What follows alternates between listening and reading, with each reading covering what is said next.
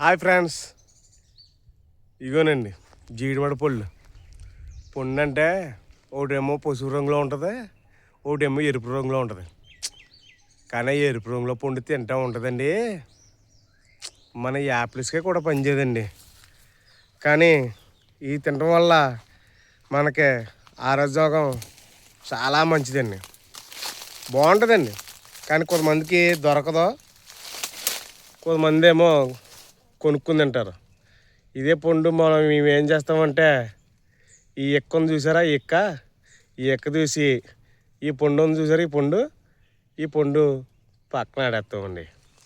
అంటే మాకు దొరికితే కదా, అందుకుని ఈ పండు మాకు దొరికితే కదా, అందుకని మేము రెండో మూడో తిని ఉన్నాయని పక్కన ఆడేస్తాం.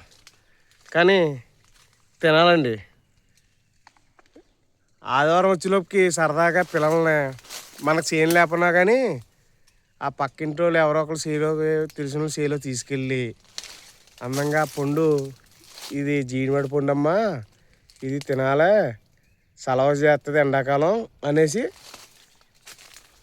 చెప్పాలండి. పిల్లలకు కూడా ఇవన్నీ నేర్పి చూపించాలి పిల్లలకు కూడా.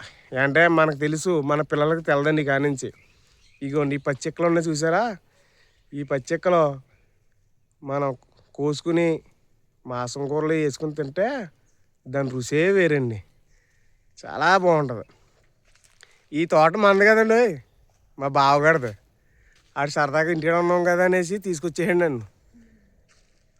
ఇలా వచ్చేసామండి. జై హింద్.